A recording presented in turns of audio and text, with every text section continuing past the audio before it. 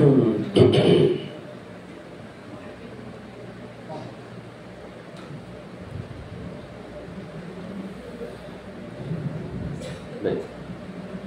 بالله من الشيطان الرجيم.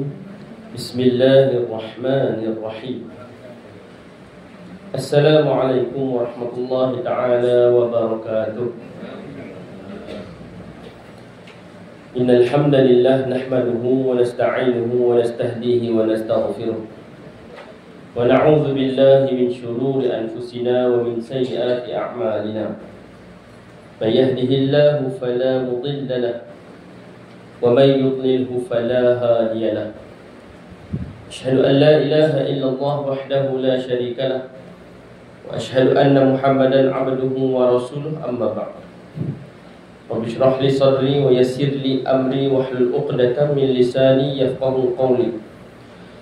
اللهم إنا نسألك علما نافعا ورزقا طيبا وعملا متقبلا.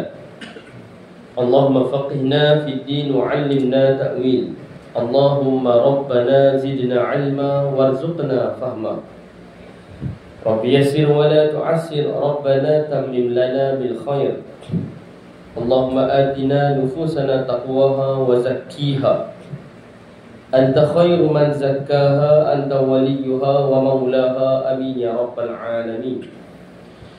Alhamdulillah, bersyukur kita pada Allah Subhanahu wa taala atas segala limpah kurnia rezeki dalam kehidupan kita. Juga kita bersyukur bila mana Allah Subhanahu wa taala masih mengekalkan iman dan Islam di dalam dada kita, yang menjadi tunjang atas segala kebaikan yang kita laksanakan, dan menjadi tunjang atas kesedaran kita untuk kita memanfaatkan segala rezeki yang Allah Subhanahu wa taala kurniakan ini menjadi jambatan di hari akhirat nanti. Maka rezeki yang tidak dimanfaatkan kerana Allah Subhanahu wa taala, hebat macam mana pun, mewah macam mana pun, itu adalah rezeki yang sia-sia. Jadi bila mana kita sayang rezeki kita, kita sayang keluarga yang Allah bagi dekat kita, kita sayang harta yang Tuhan bagi dekat kita, maka kita manfaatkan ke jalan Allah Subhanahu wa taala. Harta tu akan kekal sehingga ke hari akhirat. Bahkan dicambahkan oleh Allah Subhanahu wa taala menjadi jambatan kita di hari akhirat. Keluarga yang Allah bagi pada kita, rezeki keluarga, isteri dan anak-anak, suami dan anak-anak, kesemua ni kalau tak dimanfaatkan ke jalan Allah, dia mati dekat dunia saja, dihilang di dunia saja. Tapi bila dimanfaatkan ke jalan Allah Subhanahu wa taala, keluarga tu akan kekal sampai hari akhirat. Keluarga tu akan jadi harta dia di hari akhirat nanti, kekal selama-lamanya bersama dengan dia. Di sebab itulah dunia yang Tuhan bagi dekat kita ni memang kita kena sayang pun. Harta yang Tuhan bagi memang kena sayang. Dan kita menolak dunia. Kenderaan yang Tuhan bagi dekat kita, kita kena sayang. Rumah yang Tuhan bagi dekat kita, kita kena sayang. Kerana itu pun pemberian daripada Allah. Tapi cara sayang tu kita kena pandai. Cara kita sayang benda tu kita kena bijak. Kalau kita sayang rumah kita, jadikan rumah kita itu yang boleh mendekatkan diri kita pada Allah, pusat ibadah kita, tempat untuk kita beribadah. Kalau kita sayang kenderaan kita, kita gunakan kenderaan kita tu lillahi ta'ala. Gunakan kenderaan kita tu untuk pergi tempat yang baik. Gunakan kenderaan kita tu untuk memudahkan kita buat kebaikan, nak menafkahi keluarga kita dan sebagainya, menziarahi sanak saudara dan sebagainya. Maka tu cara sayang kita pada dunia, dengan menjadikan dunia itu manfaat untuk hari akhirat kita. Tu cara kita sayang dia. Maka kita sayang dia, kita letak hati dan perasaan kita sepenuhnya pada dia. Cara yang salah. Dan akhirnya kita hanya sayang kepada dia membuta tuli. Kalau kita sayang dunia yang Tuhan bagi dekat kita, kita gunakan balik ke jalan Allah Subhanahu wa taala. Itu cara sayangnya. Maka barulah segala rezeki yang Tuhan bagi ni nanti kekal sampai ke hari akhirat. Tubuh yang Tuhan bagi ni kita kena sayang. Sebetulnya Nabi kata, siapa yang mati mempertahankan hartanya, maka dia mati syahid. Sedangkan harta tu dunia. Bagaimana berlakunya peperangan Badar dan peperangan Uhud. Kedua-duanya sebab apa asalnya? Kerana harta. Harta mereka yang berhijrah ke Madinah telah dirampas oleh orang-orang Quraisy. Nak tuntut balik harta tu, berlakulah perang. Jadi perang tu bukan semata-mata mempertahankan agama. Mereka mempertahankan harta dan tanah mereka yang telah mereka tinggalkan di Mekah. Kalau ikut kita pandang sisi dunia, ini dunia ni, kenapa nak perang? Tapi Allah perintahkan suruh perang, tuntut balik hak kamu. Nak menggambarkan memang dunia yang Tuhan bagi kat kita, kita kena sayang, tapi kena bijak sayang tu macam mana. Kesayang tu kita letakkan segala kudrat kita, perasaan kita dekat benda tu. Tapi kita sayang pada segala yang Tuhan bagi kat kita dengan kita gunakan ke jalan Allah. Sahabat pertahankan harta tu sebab apa? Sebab memang tu hak dia, dan dia nak gunakan harta tu ke jalan Allah. Sebab tu dia pertahankan sampai dia sanggup berperang. Jadi Islam, agama ini tidak menolak dunia, tapi disuruh kita ni bijak memanfaatkan dunia. Tak maunya digunakan ke jalan Allah Subhanahu Wa Taala. Sebab tu tak salah untuk kita ni kumpul harta, tapi kumpul harta tu sebab apa? Mesti kena ada sebab akhirat. Tak salah nak ada kereta berapa biji pun, tapi sebab apa? Kena bijak yang tu. Kena ada lillahi ta'ala dalam usaha kita ni untuk mengumpul keduniaan kita. Tidak menjadi satu masalah tu. Untuk kita kaya, untuk kita ni jadi orang yang mampu, untuk kita ni ada rumah, untuk kita ni ada kenderaan dan sebagainya. Cuma kena bijak di mana kita nak letak niat lillahi ta'ala atas keduniaan yang kita cari. Itu yang membezakan orang beriman dan bukan orang yang beriman. Jadi Islam itu tidaklah menolak dunia. Kalau kata bila masuk Islam tolak habis semua benda, tinggal selai sepinggang dah.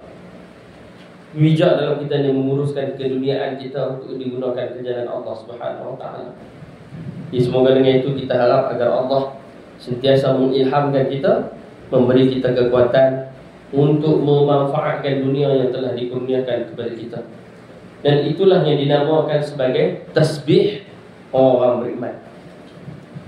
Sebab tu tasbih ni dia bukan pada lidah saja. Subhanallah, subhanallah, subhanallah, tasbih. Tasbih itu juga pada hati, pada lidah dan perbuatan. Jadi bila kita fokus pada perbuatan, macam mana tasbih melalui perbuatan? Pertama melalui amal ibadah. Yang kedua adalah memanfaatkan dunianya untuk akhirat. Seperti mana yang kalau kita lihat para malaikat bertasbih pada Allah, tumbuh-tumbuhan bertasbih pada Allah. Sebagai ulama kata tumbuh-tumbuhan, binatang bertasbih kepada Allah. Bukan semata-mata dia duduk saja-saja tu berzikir. Dia melaksanakan kerja yang telah Allah bagi dekat dia. Kalau hang lembu, hang makan rumput, rumput lah hang makan sampai mati. Macam tu lah contohnya. Dia tak makan benda lain lah. Dia terima seadanya. Dia Tuhan cipta dia makan rumput, daging dia tu bagi manfaat pada manusia. Dia tak lawan dengan fitrah dia. Cara dia bertasbih melalui tubuh dia. Wa nahnu nusabbihu bihamdika wa nuqaddisu lak. Para malaikat kata, kami ni sentiasa bertasbih kepada Engkau, wahai Allah. Maksudnya apa? Salah satunya memang malaikat berzikir pada Allah, sentiasa memuji Allah, cakap baik tentang Allah. Tasbih para malaikat juga, iaitu para malaikat memastikan kekuasaan Allah itu tertonjol. Tasbih itu maksudnya sesuatu yang timbul. Sesuatu yang timbul. Apa yang timbul tu? Kekuasaan Allah. Jadi bila para malaikat kata kami bertasbih pada Engkau, maksudnya kami sentiasa menjadikan kekuasaan Engkau tertonjol. Kami pastikan bumi ini ada pada paksi dia. Kami pastikan gunung ganang ini bekerja menurut apa yang telah Engkau perintahkan. Kami pastikan segala tumbuh-tumbuhan, haiwan dan sebagainya, kami pastikan semua ini melaksanakan tugas mereka masing-masing seperti mana yang telah Engkau perintahkan. Tasbih melalui perbuatan. Itu tasbih yang dilakukan oleh para malaikat. Bukan pada i'tiqad dan lidah saja, perbuatan, iaitu sentiasa menjaga apa yang Tuhan bagi dalam hidup mereka. Kita pun sama. Kita nak fokuskan kepada betapa Islam tidak menolak dunia. Salah satu tasbih melalui perbuatan, kita jaga dunia yang Tuhan bagi dekat kita. Harta, rumah, kenderaan, keluarga, kesihatan, semua ni kita jaga. Jaga dengan cara apa? Menggunakan di jalan Allah, menggunakan niat kerana Allah. Itu cara kita tasbih melalui perbuatan kita. Jadi semoga dengan itu kita harap agar perkara ini menjadi usaha dalam hidup kita, dalam memanfaatkan segala dunia yang Tuhan bagi ini ke jalan Allah Subhanahu Wa Taala, agar dia menjadi saksi di hadapan Allah. Betapa kita ini sentiasa berusaha untuk bertasbih di sisinya, insya-Allah. Amin ya rabbal alamin. Daripada Abu Hurairah radhiyallahu anhu, anna rajulan qala, bahawa seorang lelaki berkata, ya Rasulullah, wahai Rasulullah, ausini, wasiatkan kepadaku. Dia tak kata nasihatkan aku, tapi dia kata wasiatkan aku. Bila disebut wasiat dekat sini, maksud benda ni mengatasi nasihat. Bila disebut wasiat ni, maksudnya pesanan yang penting dan takkan terubah. Dia lagi hebat daripada nasihat. Bila disebut sebagai wasiat juga, benda yang dilakukan seikhlas hati. Kita buat tu seikhlas hati kita. Kita bagi tahu tu seikhlas hati kita untuk memberi manfaat kepada orang yang mendengar. Itu wasiat. Lepas tu dalam surah Al-Asr disebut wa tawasaw bil haqqi wa tawasaw bis sabr. Wa tawasaw bil haqq. Dia bukan berpesan-pesan, berwasiatlah untuk kebenaran. Kalau terjemahan dia kata berpesan-pesan, tapi wa tawasaw bil haqq wa tawasaw bis sabr. Dia bukan berpesan, dia berwasiat. Berwasiatlah ke arah kebenaran. Jadi bila Allah Subhanahu Wa Taala pilih wasiat ni, maksudnya mereka ni bagi nasihat, bagi teguran dan sebagainya untuk kebaikan orang yang mendengar. Bukan mengikut hawa nafsu dia. Dia bukan sindir, dia bukan perli, dia bukan mengata nak mengaikan orang tu, tapi dia bagi tahu tu seikhlas hati supaya orang tu dapat manfaat. Itu yang pertama bila sebut wasiat. Yang kedua, maksud wasiat juga adalah dia bagi nasihat dalam masa yang sama, dia bersedia untuk terima wasiat dan untuk terima nasihat.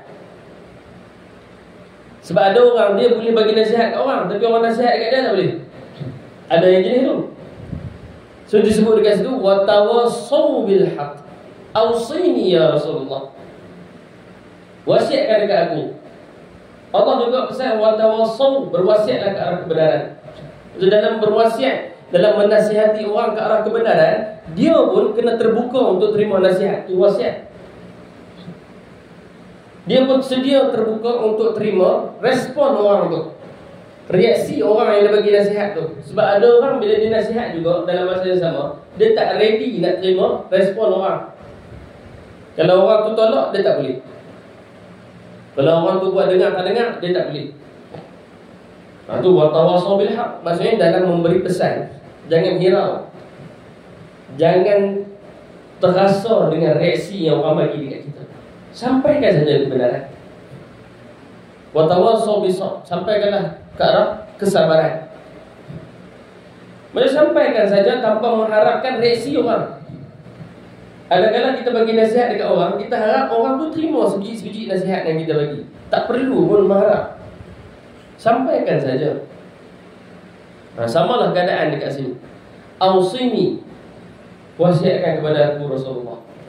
Maksudnya apa? Bagi pesanan yang penting dan aku bersedia untuk terima nasihat dia. Maksudnya bila sebut wasiatkan kepada aku, hang bagilah nasihat apa pun aku terima. Dia tak sama macam nasihat. Kalau nasihat ni dia boleh jadi kita nak bangkang ataupun kita nak terima. Tapi kalau ausini, wasiatkan pada aku, cakaplah apa pun aku akan terima. Itu beza dia. Jadi pemuda ni dah bersedia untuk terima apa saja, untuk membenarkan apa saja yang keluar daripada lidah Nabi SAW. Qala, maka Nabi pun bersabda, la taghdab, jangan marah. Faraddada miraran, maka berulang-ulanglah maka orang itu mengulanginya berulang kali. Faraddada miraran. Dia ulang banyak kali. Bila Nabi kata la taghdha, jangan marah. Pemuda ni kata, pesani aku. Pesan lagi. Nabi kata la taghdha. Nabi kata, setiap kali dia suruh Nabi ulang, Nabi pesan dengan pesanan yang sama. Jangan marah, jangan marah, jangan marah. Jadi melalui hadis ini ada banyak tafsiran dia. Yang pertama, bila Nabi sebut jangan marah, para ulama dia bahas. Dia kata macam mana tak marah? Kalau marah itu fitrah manusia. Macam mana kita nak kata jangan marah? Kalau marah itu adalah fitrah manusia. Sebahagian daripada hidup manusia marah tu. Macam kita kata fitrah kita apa dia? Makan. Tiba-tiba Nabi pasal jangan makan. Susah juga. Kan Nabi kata jangan makan. Tak boleh makan sampai bila-bila. Sedangkan itu fitrah kita. Fitrah kita seronok, gembira. Kalau benda tu baik, kita gembira. Tiba-tiba Nabi kata jangan gembira. Jauh ke? Sama lah dengan marah. Marah ni adalah fitrah kita. Jadi bila Nabi kata jangan marah, ini menjadi satu perbahasan yang pertama. Para ulama hadis dia kata tengok konteks, tengok situasi juga. Jadi mereka kata boleh jadi hak tanya Nabi ni orang barat. Lelaki hak tanya Nabi ni seorang yang baran, seorang yang pemarah. Jadi sebab tu Nabi nasihat dia jangan marah. Sebab hang kalau marah hang tak boleh kawal marah tu. Sebab tu Nabi pesan dia la taghdha. Betul hadis, sebahagian daripada hadis kita tak boleh tengok literal. Tengok suasana juga Nabi bagi nasihat tu. Sama lah yang dengan situasi yang mana Nabi sebut satu orang sahabat minta nasihat daripada Nabi juga. Bila dia tanya Nabi, dalam hidup kita ni siapa yang lagi utama setelah Allah dan Rasul? Nabi jawab apa? Ummuka. Siapa dia lagi? Ummuka, ibu kamu. Siapa dia lagi? Ummuka. Siapa dia lagi? Barulah abuka. Bukan abuya, abuka, ayah kamu. Mak tu dia angkat 3 kali berbanding dengan ayah. Kalau kita tengok literal hadis, kita akan kata maksudnya mak ni lagi mulia 3 kali ganda daripada ayah. Kita akan rasa macam tu. Tapi tengok konteks. Konteks tu apa? Tengok situasi lah bila Nabi bagi tahu. Kerana zaman tu mak ni memang orang tak pandang langsung. Orang tak peduli langsung mak ni zaman tu. Zaman Nabi hidup, zaman Nabi membesar, golongan ibu ni tidak dipandang langsung oleh masyarakat. Masyarakat ni tak peduli tentang jasa seorang wanita dalam keluarga. Jadi hadis tu nak mengangkat balik kewanitaan di kalangan orang-orang Arab. Nak hakis sikap yang mana tak peduli tentang jasa seorang ibu. Zaman tu yang diangkat hanyalah bapa. Jadi hadis yang kata ummuka tu bukan Nabi nak kata mak ni lagi mulia daripada bapa. Kalau Nabi kata mak lagi mulia daripada bapa, dia bercanggah dengan ayat Quran. Sebab ayat Quran dia tak kata siapa lagi mulia. Quran dia kata wa bi ihsan walidain. Buat baik dengan dua mak bapa. Allah tak kata buat baik dengan mak dulu baru bapa. Sedangkan kalau mak tu ada suami, bahkan darjat suami tu lagi mulia daripada dia. Jadi dia tak ada istilah kena muliakan mak dulu baru bapa. Dia kena muliakan dua-dua. Kalau dua-dua berpisah sekalipun, tetap dia kena muliakan dua-dua. Salah siapa pun, empak yang salah sebab cerai dengan mak, dia tetap dia kena muliakan dua-dua. Hantar yang buat baik dengan bapa orang, dia tukang elok pun dulu pakai. Dah, tak boleh cakap macam tu. Tetap wabi ihsan walidain. Kena buat baik pada dua mak bapa. Macam mana dia situasi sekalipun, keadaan dia macam mana pun, tetap kena buat baik pada kedua ibu bapa kita. Kalau kita nak kata hadis tu mak lagi mulia daripada bapa, dia bercanggah dengan ayat Quran. Maka para ulama kata Nabi kata ummuka 3 kali tu kerana nak balancekan balik fahaman orang zaman tu. Betul Nabi terpaksa kata 3 kali supaya kewanitaan itu diangkat. Jasa ibu tu diingati lebih utama daripada bapa. Sebab bapa ni tak perlu nak diingatkan, memang orang ingat jasa dia berbanding dengan seorang ibu. Yang mana hakikatnya kedua-duanya sama rata. Yang kedua-duanya perlu untuk kita ni bagi ihsan. Itu yang kita nak sebut. Hadis tu kena tengok konteks baru kita faham. Kalau ambil literal hadis, kita akan kata mak lagi mulia daripada bapak. Sama lah hadis ni. Bila Nabi kata la taghdab, jangan marah, kita ambil literal hadis pun tak boleh marah selama-lamanya, kacau juga, tak boleh marah. Sedangkan ada hadis lain yang Nabi pun marah. Aisyah kata Nabi kalau marah wajah dia merah. Itu ada juga. Maksud adalah nilai kemarahan dalam diri Nabi. Aisyah kata Nabi hanya marah pada benda yang dosa maksiat, pada benda yang Allah murka. Apa yang Allah murka, itulah yang Nabi marah. Maksud Nabi pun ada marah dia. Jadi kalau kita nak pegang literal hadis ni, tak boleh marah langsung, bercanggah pula dengan hadis lain. Allah pun ada kemarahan dia, kemurkaan dia. Nabi pun ada kemurkaan dan kemarahan dia. Jadi kena tengok konteks. Maksudnya pemuda hak tanya dekat Nabi ni, pemuda yang tak boleh kawal kemarahan dia. Pemuda yang setiap perkara dia nak baran, semua benda dia nak marah. Jadi sebab tu Nabi pesan dekat dia, la taqta, jangan marah. Untuk khusus. Jadi yang pertama khusus untuk pemuda tu sebenarnya la taqta tu. Yang kedua, para ulama kata la taqta, jangan marah ni bukanlah jangan secara umum. Jangan marah tu maksudnya tak boleh marah langsung, tapi dia lebih kepada kawal kemarahan. Jadi marah itu bukan untuk dilepaskan, marah itu untuk dikawal. Kerana para ulama mengatakan, contoh Ibnu Hajar Al-Asqalani, dia mengatakan marah itu adalah api. Sebab tu bila kita marah, telinga kita ni panas, telinga jadi panas, mata jadi merah, muka pun jadi merah. Dia tak kira colour, hitam pun jadi merah, putih pun jadi putih merah, lagi jelas merah dia. Dia tak kira colour. Kalau marah ni tak ada colour lah, jadi merah je. Dan juga dia punya tangan dia jadi pucat, sebab darah tu dia berkumpul kat kepala. Di tangan dia jadi pucat. Dalam kitab dia kata tangan kulitnya berubah menjadi kuning pucat. Badan dia jadi pucat, badan jadi sejuk, kepala dia jadi panas, ada tupu dekat sini. Emosi dia tupu dekat sini, kat kepala dia. Kepala jadi panas, badan jadi sejuk. Itu petanda marah. Marah yang meluak-luak. Jadi bila ingat nasihat ni, kita kena ingat marah tu dia tak boleh lepas. Dia kena kawal marah dia. Sebab kalau marah ni dilepaskan, habis. Segala perkataan, segala rasional dia habis. Dia hilang dirinya yang asal. Dia akan bertindak di luar kawalan kalau marah sangat. Jadi marah ni kena kawal. Macam mana Nabi beritahu, kalau kita marah, kena duduk. Kalau dah start nak cakap tinggi-tinggi suara sampai merah ni, lagi baik Nabi kata duduk, kawal. Kita beli pasu bunga tu sampai RM300, tiba-tiba cucu balik, pam, jatuh, marah. Marah tengok pecah pasu tu, jangan peduli kat dia dulu, pergi duduk. Jangan tu lepas je.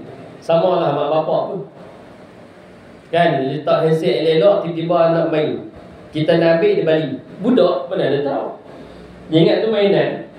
Kita main kat ayah balik, dia nak bagi dia balik. Balik letak skrin. Nak marah tu kena duduk dulu. Sebab kalau kita lepas kemarahan tu bukan diri kita sebenarnya. Kita boleh dikawal dengan benda-benda lain. Dan yang paling dekat sekali, setan ni. Setan yang akan kawal kita punya kemarahan pada waktu tu. Pintu kepada setan ni memang marah. Betul Nabi kata la taghdab, jangan marah, jangan lepaskan, tapi kawal kemarahan. Salah satunya duduk. Salah satunya hindarkan, pergi tempat lain. Kalau kita tak tahan sangat, kawan kita ni dia kata macam-macam, kita bertelagah, berbeza fahaman waktu tu, bertelagah sampai tahap nak marah tu, lagi baik kita tinggalkan perbualan tu. Ataupun kita duduk, tengok satu benda yang tak baik, terima satu berita yang tak baik tentang pasangan kita ke, tentang anak-anak kita ke, jangan terus lepaskan. duduk dulu. Nabi kata kalau marah juga pergi ambil wuduk. Kalau air wuduk tu akan memadamkan api kemarahan tadi tu. Jadi pergilah ambil wuduk. Ambil wuduk tu kena niat siap-siap. Ambil wuduk ni sebab nak hilangkan kemarahan. Kau pergi ambil wuduk siap-siap saja-saja. Pergi ambil wuduk dengan niat nak padamkan api kemarahan ni. Bila ambil wuduk tak jadi juga, Nabi kata solat sunat 2 rakaat. Khusyuk dalam solat tu. Jadi tu cara-cara, bukan nak buang langsung marah tu, nak kawal kemarahan tu, supaya kita boleh cakap dengan baik, teratur, tindakan kita pun lebih rasional. Tindakan kita pun lagi lebih diterima akal. Kalau kita marah pun sebenarnya tak mengubah apa-apa pun sebenarnya. Kita marah tak mengubah apa-apa pun. Orang tu buat satu kesalahan, mencuri dan sebagainya, kita tangkap, lepas habis marah masing-masing, tak menyelesaikan pun masalah dia. Kita lepaskan kemarahan kita pada keluarga kita, pada orang tertentu yang buat salah, tak menyelesaikan apa pun sebenarnya. Puaskan hati kita saja, puas nafsu kita saja. Tapi sebenarnya tak menyelesaikan apa pun. Sebab tu Nabi SAW memang marah, tapi Nabi kawal kemarahan tu. Nabi bayangkan, duk berdakwah, duk sampaikan nasihat, duk ajak orang buat baik. Tiba-tiba ada orang main dekat dia. Wahai Rasulullah, aku berzina. Satu orang yang hidup dia ni memang duk ajak manusia buat baik. Orang berjanji, berbai'ah dengan dia, nak ikut cakap dia. Tiba-tiba ada orang main cakap, aku berzina wahai Rasulullah. Tak kemarah sepatutnya. Tapi Nabi buat apa? Nabi tak mau tengok muka dia. Bukan sebab Nabi benci, Nabi nak kawal kemarahan. Aku dah cakap macam-macam, jangan buat maksiat. Taqullah. Tiap-tiap kali Jumaat duk taqullah. Hangpa duk buat lagi maksiat. Tapi Nabi kawal kemarahan dia. Nabi tak tengok orang yang mengadu tu. Salah satu Nabi tak mau marah, dan Nabi tak mau tahu siapa yang buat jahat. Ada sebahagian sahabat Nabi yang bocorkan peperangan Nabi, strategi peperangan Nabi kepada musyrikin Mekah. Ni bukan berkhianatan biasa ni, berkhianat pada negara. Dia bocorkan strategi Nabi dekat penduduk Mekah. Nabi marah waktu tu. Siapa tak marah? Kalau kita pun marah. Tapi Nabi panggil sahabat tu, Nabi kawal kemarahan dia. Nabi tanya dulu, sebab apa orang buat macam tu? Kenapa pergi bocorkan strategi kami ni kepada penduduk Mekah, pada musyrikin Mekah? Apanya sahabat tadi tu kata, anak bini aku ni ditawan oleh mereka, dan mereka janji nak lepaskan anak bini aku ni dalam keadaan baik, dengan syarat kena bocorkan strategi kau. Dan Nabi terima alasan tu. Nabi tak marah, Nabi tak lepaskan kemarahan dia, walaupun Nabi pun tengah marah waktu tu. Jadi marah ni sebenarnya memang fitrah kita. Tapi dia bukan untuk dilepaskan, ia untuk dikawal. Bahkan marah ni kalau dikawal, mampu menyelesaikan banyak masalah. Dia tak tambah masalah baru. Kalau kita lepaskan, dia akan tambah masalah baru. Tapi kalau kita kawal, dia mampu menyelesaikan masalah. Masalah baru pun tak timbul, bahkan menimbulkan kehormatan diri kita. Orang tengok kita ni jadi apa pun, kita ni boleh kawal kemarahan kita, orang respect kita. Kita jadi pemimpin, kita jadi ketua, orang buat macam-macam dekat kita. Masyarakat memerhati bagaimana kita menguruskan emosi kita. Bila kita lepaskan kemarahan kita, kita bertempik, kita menjerkah, kita cakap benda-benda yang tak baik dan sebagainya, hilang hormat manusia dekat kita. Jadi dengan la taghdab kat sini bukanlah jangan marah secara umum, tapi jangan lepaskan kemarahan. Fokus kita ni kepada mengawal kemarahan dalam diri kita. Jadi marah ni tak boleh dibuang, tapi ia adalah untuk kita kawal marah kita ni. Kerana bila kita marah, semua benda akan hilang, termasuklah dalam diri kita, iaitu redha. Bila kita marah ni, confirm lah hilang segala redha kita, syukur kita, sabar kita, habis hilang. Sedangkan kalau kita pilih untuk mengawal kemarahan, maka itu pun para ulama kata dikira sebagai sabar.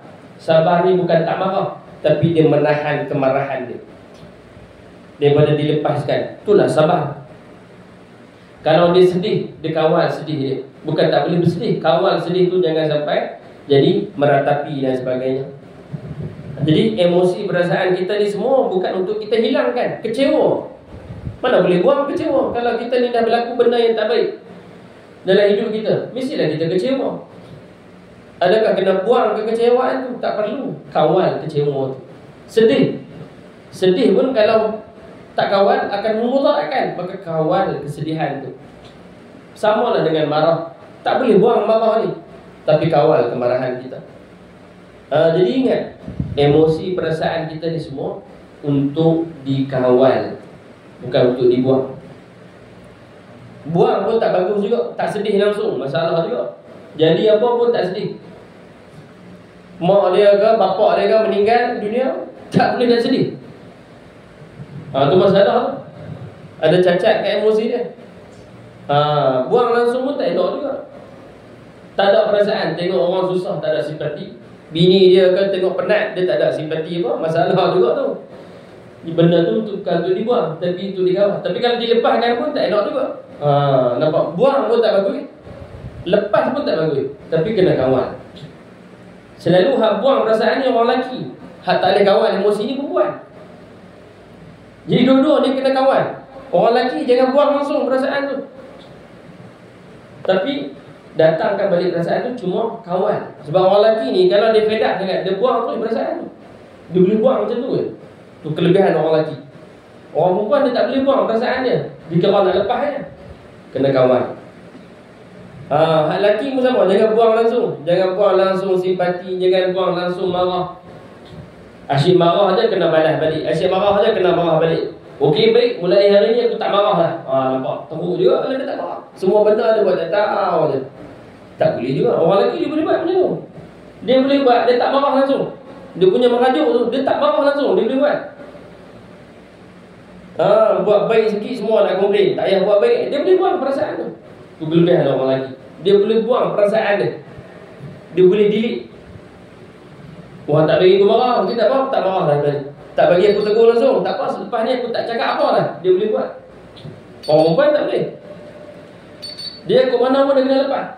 Jadi dua-dua salah kalau jadi macam tu. Dia tak boleh buang langsung kemarahan dia kena kawal.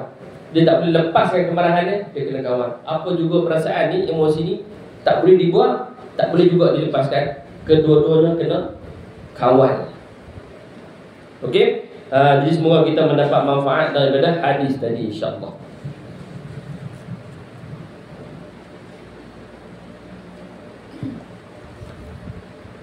Baik, masih dalam tajuk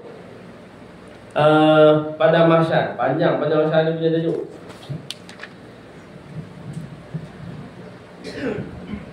Jadi keadaan di padang mahsyar seperti mana yang kita jelaskan, yang disebut dekat sini keadaan kedua ketika mereka berangkat menuju ke tempat hisab. Ketika itu juga dalam keadaan yang sempurna sebagaimana firman Allah Subhanahu Wa Taala. Jadi ada satu golongan yang mereka ni bila berangkat di padang mahsyar, kita dah sebut Allah cabut panca indera dia. Dia buta, pekak, bisu. Ada keadaan yang mereka ni macam tu. Ada yang keadaan mereka ni terpaksa diheret, badan dia tak boleh guna waktu tu. Di dunia badan boleh sihat walafiat, tapi bangkit di hari akhirat belum tentu lagi. Walaupun mati dalam keadaan muda sekalipun, belum tentu bangkit di hari akhirat nanti muda juga. Seperti mana ayat-ayat Quran dan hadis yang kita telah bahagikan, ada yang bangkit di hari akhirat nanti badan tu tak boleh guna, stroke. Mati sihat je, mati dalam tidur, bangun-bangun stroke. Susah juga tu. Azab tu, tiba-tiba bangun badan tak boleh guna. Maka apa yang berlaku? Malaikat heret. Muka dia dekat tantan. Malaikat heret dia. Badan tak boleh guna. Ada yang tak diheret, tapi dia berjalan dengan kepala dia. Jadi sahabat tanya Nabi tu, macam mana berjalan dengan kepala? Nabi kata, bagaimana kalau satu orang tak pernah dengar pasal ular. Dia tak tahu pun ular ni macam mana. Hanya orang bagi tahu dia, ular ni berjalan dengan badan. Dia tak pernah tengok ular. Jadi dia tak boleh bayang macam mana berjalan dengan badan. Kan? Ular ni berjalan dengan badan dia. Kalau orang tu tak tahu ular ni macam mana, dia akan pelik. Tak boleh bayang jalan dengan badan ni macam mana. Dia duk bayang berguling-guling ke? Dia duk bayang jalan macam mana? Tak boleh bayang. Jadi macam itulah Nabi kata, orang yang berjalan dengan kepala di hari akhirat nanti, kat dunia kita tak boleh bayang. Nanti sampai di hari akhirat baru kita boleh bayang macam mana dia berjalan dengan kepala dia. Jadi tu keadaannya. Jadi ada orang yang berjalan dalam keadaan penuh kekurangan. Ada juga yang disebut dekat sini, mereka berjalan dalam keadaan yang sempurna. Uhsyurul ladzina zalamu wa azwajahum wa ma kanu ya'budun. Kumpulkanlah orang-orang yang zalim. Wa azwajahum. Allah bagi gelaran azwaj. Orang-orang yang zalim ni dulu, orang yang menganiaya manusia dekat dunia dulu, orang yang mengambil hak manusia sesuka hati di dunia dahulu, orang-orang yang sering melakukan maksiat. Ingat, zalim ni banyak. Zalim yang pertama adalah mereka yang mensyirikkan Allah. Itu zalim yang pertama. Mereka yang mensyirikkan Allah Subhanahu Wa Taala. Yang kedua, zalim yang kedua, mereka yang menindas dan mengambil hak manusia sesuka hati. Itu zalim juga. Dia jadi pemimpin, dia jadi ketua ke, tak kira lah, ketua keluarga ke, ketua satu kawasan, ketua kampung ke, ketua daerah ke, tak kira lah. Dia mengambil hak dan menindas hak orang lain. Mengambil hak tu satu hal, menindas hak orang lain, maksudnya tak bagi sesuatu perkara tu, hak orang lain tu dia tak bagi kat orang tu balik. Ataupun dia dapat tak sepatutnya seperti yang sepatutnya dia dapat. Contoh, sepatutnya dapat 5,000, dapat 1,000 lah. Contoh macam tu lah. Layak dia tu, dengan susah dia tu, dia layak dapat 5,000, tapi pemimpin tu bagi 500 dia. Tak memadai maksudnya. Itu pun dikira menindas hak orang lain. Yang ketiganya, zalim juga adalah mereka yang melakukan maksiat secara berterusan. Itu pun zalim juga. Dia buat jahat, dia buat maksiat secara berterusan. Jadi mereka ni pun adalah golongan yang zalim. Jadi disebut dekat sini, kumpulkanlah mereka yang zalim, mereka yang buat syirik, mereka yang menindas dan juga mengambil hak orang lain sesuka hati dekat dunia dahulu, dan mereka yang sering melakukan maksiat. Maksiat tu buat berterusan. Dia tak insaf dengan maksiat yang dia buat. Dan yang lagi dahsyat apa dia? Wa azwajahum. Allah sebut dekat sini, dan azwaj ni sebenarnya pasangan. Dan pasangan mereka. Tapi pasangan dekat sini maksudnya bukan bini dia, bukan suami dia, teman-teman dia yang duk rapat dengan dia dulu. Tu kita kena jaga-jaga. Allah menilai siapa kita rapat dekat dunia ni dulu. Sebab itulah Nabi disuruh kita ni berkawan dengan orang-orang yang soleh. Tapi bukanlah tak berkawan putih saudara dengan orang yang melakukan maksiat. Maksud banyakkan berurusan dengan orang-orang yang soleh, ziarah menziarahi, tolong menolong ni dengan orang-orang yang soleh. Tapi kalau orang tu memang jelas kemaksiatan yang dia buat, kezaliman yang dia lakukan, cukup sekadar kita bagi hak dia saja dekat dunia. Tak perlu untuk kita berurusan dengan dia. Tak perlu sampai nak membodek semua benda, kita nak membenarkan dia. Di dunia dahulu Allah perhati macam mana kita ni tahu orang ni zalim, tapi kita dekat dengan dia ni. Allah perhati. Hang tahu dia ni suka tindas orang, suka ambil hak orang lain, suka melakukan kezaliman, suka menyusahkan kehidupan orang lain. Hang tahu dia ni perangai dia macam ni. Rekod dia ada, tapi baik juga dengan dia. Tu yang uhsyurul ladzina zalamu wa azwajahum, dan orang-orang yang teman dia, orang-orang yang rapat dengan dia, orang yang membenarkan apa yang dia buat. Tahu dah orang tu satu orang yang tak boleh tinggal maksiat yang jelas. Kaki botol, kaki perempuan, semua kaki bagi dekat dia. Tahu dah orang yang macam tu, tapi duduk baik juga. Bukanlah baik apa, maksudnya duduk juga semeja dengan dia, berurusan dengan dia, duduk tolong juga segala benda yang tak sepatutnya dalam kehidupan dia. Maka dia, orang-orang ni pun terpalit juga, mendapat azab yang sama. Wa azwajahum wa ma kanu ya'budun. dan apa yang dahulu mereka sembah, apa yang dulu mereka ni taat, apa yang dahulunya mereka ni berzina. Semua ni dikumpulkan sekali. Min dunillahi fahduhum ila siratil jahim. Selain daripada Allah, Allah tak peduli dah dengan golongan ni. Nak gambarkan di padang mahsyar, min dunillah, hampa berkumpul dah, aku tak peduli, Allah kata. Aku tak pandang dah hampa. Di dunia dahulu kamu buat dosa maksiat, kamu buat kezaliman, tindah orang tu, tindah orang ni, ambil hak orang tu, burukkan orang ni. Di dunia dahulu kamu ni melakukan kesyirikan, dan manusia masih mengangkat kamu, manusia masih memuji kamu, memuliakan kamu dan sebagainya. Bangkit di hari akhirat, min dunillah, Allah tak pandang dah mereka. Kalau setiap pandangan daripada Allah Subhanahu Wa Taala itu bersama dengan rahmat dan berkat, tapi bila Allah berpaling, yang tinggal hanyalah azab. Jadi golongan ni Allah kata min dunillah, hamba berkumpul dah sama apa, aku tak peduli dah, aku tak pandang dah. Sebenarnya benda ni di dunia lagi dah berlaku. Bila kita duduk dalam satu kumpulan buat kejahatan, waktu tu lagi Allah dah berpaling daripada kita. Bila kita berkumpul cakap benda yang tak baik, Allah berpaling dah daripada kita. Rahmat dan berkat dia tu bersama dengan pandangan dia. Maka yang tinggal hanyalah azab. Dan samalah juga di hari akhirat. Di hari akhirat nanti, pandangan, perhatian daripada Allah tu benda yang paling penting. Kalau Allah tak pandang kita, waktu tu habis. Sebab rahmat dan berkat daripada Allah ni adalah pada pandangan dia. Dia pandang kita, dapat rahmat dan berkat. Berpaling dia daripada kita, yang tinggal hanyalah azab. Jadi dekat sini Allah sebut min dunillah. Jadi yang tinggal hanyalah apa? Fahduhum ila siratil jahim. Maka yang tinggal hanyalah bimbingan, petunjuk ila siratil jahim, pada jalan ke neraka. Tu penting pandangan Allah tu. Hidup kita ni tu kita penting pandangan daripada Allah, perhatian daripada Allah. Bila kita faham yang ni, bila orang nasihat kita, sabarlah, Allah bagi ujian ni, tanda Allah sayang dekat kita. Allah tengah pandang kita.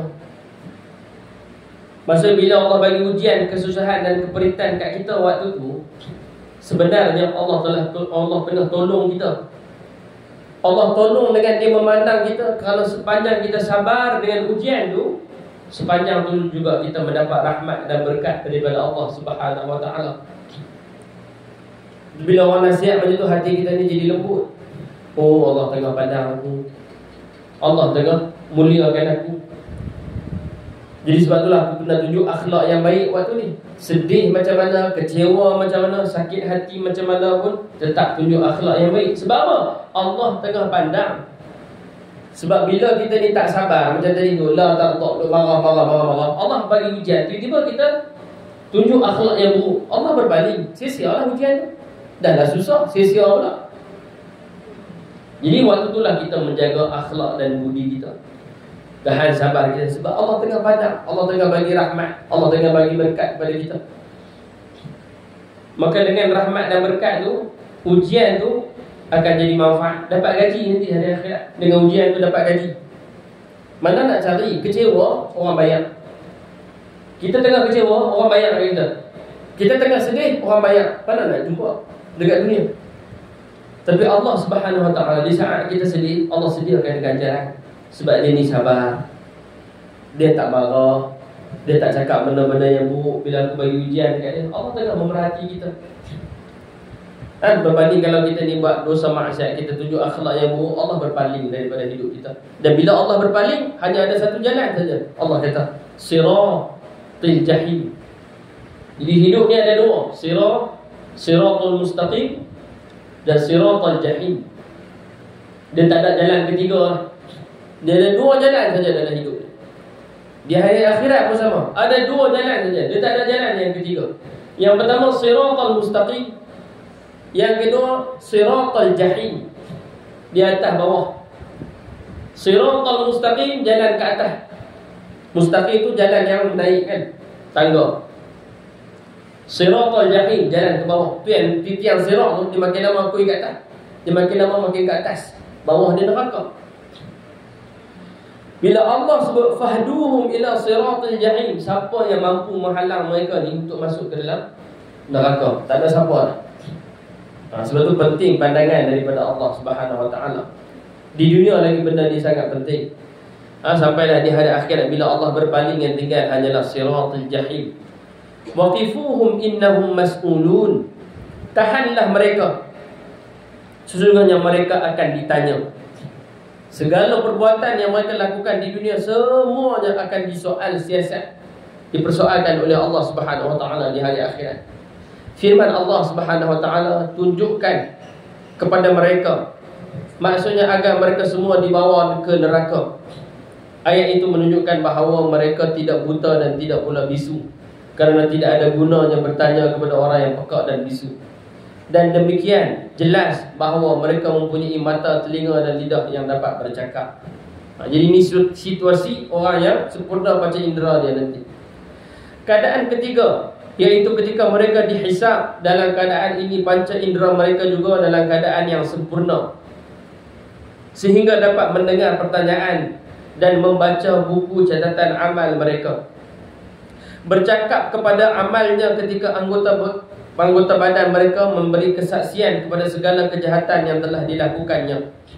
Mereka dapat mendengar semua itu, dan Allah Subhanahu Wa Taala telah memberitahu mengenai keadaan mereka ketika mereka berkata, wa wudi'al kitabu fataral mujrimin, dan diletakkan kitab catatan amal fataral mujrimin, maka disaksikanlah, maka dilihatlah oleh orang-orang yang bersalah. Waktu ni dibentangkan buku catatan amal bagi orang-orang yang bersalah. Musyfiqin, mereka ni dalam keadaan ketakutan. Kita ni kalau polis ambil handset kita, dia korek balik, dia boleh korek balik sejarah WhatsApp kita. Yang tu pun kita dah risau. WhatsApp ke, Telegram ke, semua tu dia boleh korek balik tu. Kita delete ke apa ke, tukar handset, ambil handset baru ke, dia boleh korek balik WhatsApp kita tu. Yang tu pun kita dah rasa malu dah. Apa yang kita duk mesej orang, gambar apa yang kita duk share dekat orang dan sebagainya, semua tu dia boleh korek balik. Kita jadi malu. Itu setara tak ada apa sangat. Bayangkan bangkit di hari akhirat ni bukan sejarah WhatsApp, sejarah hidup kita ni, daripada kita akil balik sampailah kita mati, semua tu dibentangkan pada kita. Musyfiqin, mereka dalam keadaan ketakutan. Sebab segala kesalahan, bukan salah, segala benda yang kita buat dibentangkan pada waktu tu. Kita sekarang ni dah lupa dah apa yang kita buat waktu muda dulu. Waktu kita start akil balik, waktu kita remaja, kita baru kuat, kita baru mampu bekerja dan sebagainya, habis dah lupa dah umur kita ni. Kita dah lupa dah apa yang kita pernah buat. Tiba-tiba waktu tu dibentangkan balik segala benda yang kita dah lupa dulu. Kita pun tak tahu Tuhan ampunkan tidak segala kesalahan yang kita buat pada waktu tu. Mimma fihi wa yaquluna ya wailatana ma li hadzal kitab.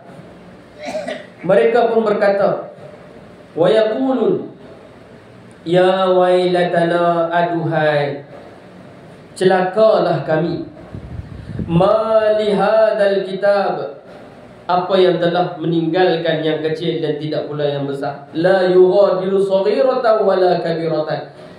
Jadi orang bersalah dia tengok, ya Allah celakalah kami. La yughadiru saghiratan wala kabiratan. Dia tak tinggal sikit pun, yang kecil dan besar semua ada dalam kitab tu. Mereka bila tengok kitab amal tu terkejut daripada sekecil-kecil benda yang terbit daripada hati, daripada sekecil-kecil benda yang keluar daripada fantasi fikiran dia, rupanya semua tu ditulis. Kalau perbuatan kita ni, tangan kita, kaki kita bergerak, ditulis tu tahan lagi. Ni hati ni pun berbicara, Allah tulis rupanya. Allah tak tinggal sikit pun. La yughadiru saghiratan wala kabiratan. Ya Allah celakalah kami, kalau sekecil-kecil benda pun dah ditulis dalam ni, habislah kami. Apa yang kita kata dalam hati kita ni, kita burukkan orang. Dalam hati ni pun Allah catat rupanya. Muka kita senyum, hati kita burukkan dia, Allah tahu, Allah catat apa yang ada dalam hati kita. Muka kita baik, dalam kepala kita duduk sangka buruk dekat dia, rupanya Allah tulis sangka buruk tu rupanya. Tu yang kata la yughadiru saghiratan wala kabiratan. Ya Allah, celakalah kami kalau hak kecil macam ni pun hang tulis habis kali. Oh, tak ada siapa yang selamat pada waktu tu. Tak kira siapa, title, nama, gelaran Tuhan yang manusia bagi kemuliaan kat kita dekat dunia, pada waktu ni habislah. Nama hang ustaz ke, nama hang syekh apa pun, tiba-tiba duk sampaikan ni, hati ni buruk ni, Allah tulis. Duk sampaikan nasihat agama dekat orang, dalam kepala ni dia fikir benda hak tak baik, Allah tulis rupanya. Habislah, celakalah aku. Kat dunia dulu orang puji aku macam-macam, orang angkat nama aku, tiba-tiba sampai dekat sini, Allah tulis apa yang ada dalam hati aku, apa yang ada dalam fikiran aku, celakalah aku pada waktu ni. Sebab tu kita ni bila bersangka buruk, kita ni bila merendahkan orang, dalam hati kita pun kita kena kawal. Jangan sangka buruk, jangan cakap benda yang tak baik walaupun dalam hati, kerana Allah mendengar kata-kata hati kita dan Allah melihat apa yang kita bayangkan dengan akal fikiran kita. Tu kena jaga-jaga. Illa ahsaha, melainkan semuanya dicatat. Jenuh kita. Wa wajadu ma 'amilu hadiran wa la yadhlimu rabbuka ahada. Dan mereka dapati apa yang telah mereka kerjakan itu ada, dan Tuhanmu tidak menganiaya seorang jua pun. Wa wajadu ma 'amilu, dan ada dan wujud apa yang diamalkan oleh mereka itu hadir, jelas dalam buku catatan amal tu. Hadir balik ni maksudnya ada balik. Benda ni aku dah lupa lah, tapi dekat dunia dulu lalai, tak bertaubat, tangguh taubat. Taubat pun main-main. Dekat dunia dulu duk rasa macam diri tu baik dah sampai tak payah nak bertaubat. Duk rasa diri tu terlalu baik dah sampai tak payah lagi nak minta ampun pada Allah. Nak minta ampun apa? Bukan ada salah apa pun. Duk tangguh keampunan dia, duk rasa macam tak ada salah apa. Setiap kali buat baik, tak apa dah, Allah ampunkan pun. Benda kecil je pun, benda dalam hati je pun, mesti Allah ampunkan. Benda aku bayang hak tak baik je pun, takkanlah Allah nak catat. Dia duk tangguh, dia duk remehkan kejahatan, keburukan yang dia buat. Duk tangguh, duk pandang remeh, tak mau minta ampun, duk rasa diri tu baik sangat dah. Allah kata apa dekat sini?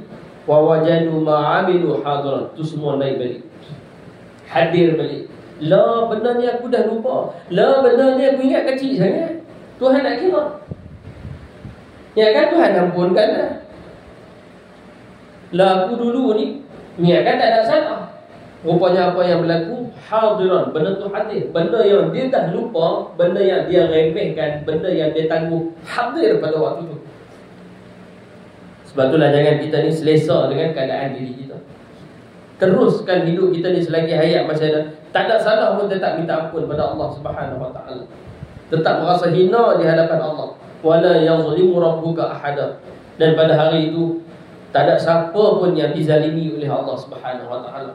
Allah akan adili setiap manusia pada ketika itu. Tak ada siapa pun akan terzalimi. Tak ada siapa pun akan ditindas pada ketika itu. Semuanya akan diadili. Sebab itulah di hari akhirat para ulama kata, kita tak harapkan keadilan Allah di hari akhirat. Para ulama kata, jangan harapkan keadilan Allah di hari akhirat, tapi haraplah belas kasihan daripada Allah. Sebab kalau Allah bentang buku amal kita hak macam tadi tu, hak kecil-kecil pun Tuhan catat. Kalau Tuhan berlaku adil, habis kita. Kalau Tuhan letak adil tu paling atas di hari akhirat, habis kita tak ada seorang pun yang masuk ke dalam syurga. Sebab itulah kita kena minta ampun. Kita harap apa dia? Rahim. Ya Allah, kesian dekat aku. Ya Allah, hak kecil-kecil ni aku lupa habis dah. Hak kecil-kecil ni dulu aku tak pandang, aku remehkan. Ya Allah, kesian kat aku. Kalau Allah letaklah adil dia paling atas di hari akhirat nanti, habis kita ni. Sebab tu para ulama kata jangan harapkan keadilan Allah di hari akhirat. Kerana Allah berlaku adil di hari akhirat, habis kita, teruk kita. Tapi harapkanlah belah kasihan daripada Allah.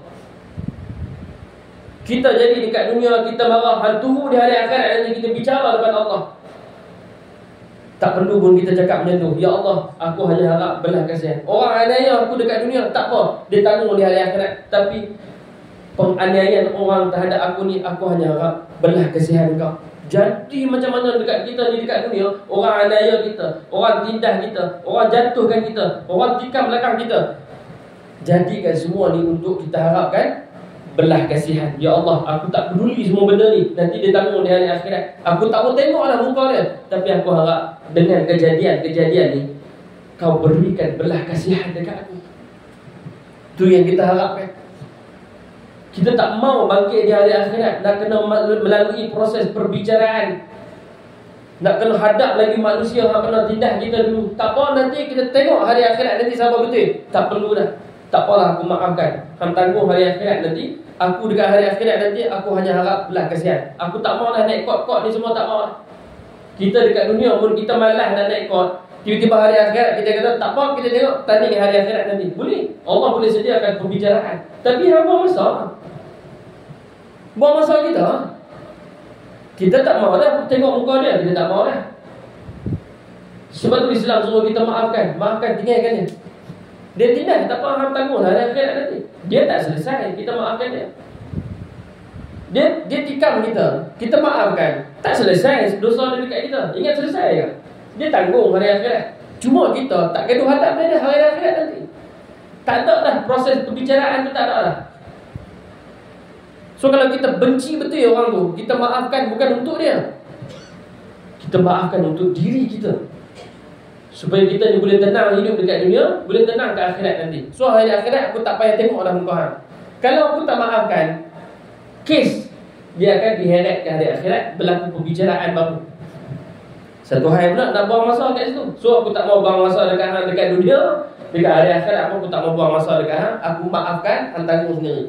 Kalau hang nak benda ni selesai, hang minta maaf kat aku. Tapi untuk aku maafkan. Bila kita maafkan orang yang buat salah dekat kita, dosa dia kekal.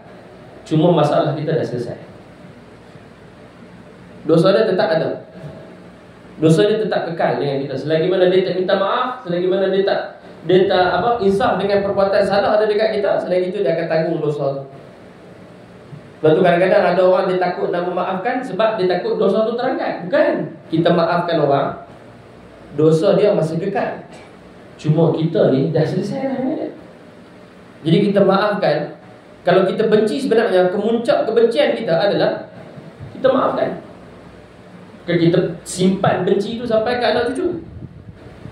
Kita simpan benci tu sampai ke hari akhirat. Tapi kemuncak bila kita tak suka satu orang dengan perbuatan jahat dia dekat kita, tak apa, aku maafkan. So bahagian aku selesai lah. So aku tak payah hadap pada hari akhirat nanti. Hadaplah kesalahan orang tu di hari akhirat nanti. Tapi aku dah selesai dah. Tu cara dia. Sebab tu maafkan saja.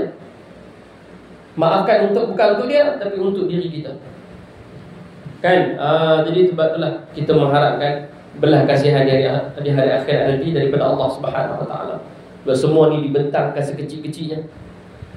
Jadi semoga dengan itu kita harapkan juga agar Allah Subhanahu Wa Taala memberikan kita kekuatan untuk sentiasa memperjuangkan apa yang kita dapat, apa yang kita dapat pengajaran daripada apa yang telah kita bahaskan. Jadi insya-Allah setakat itu sahaja.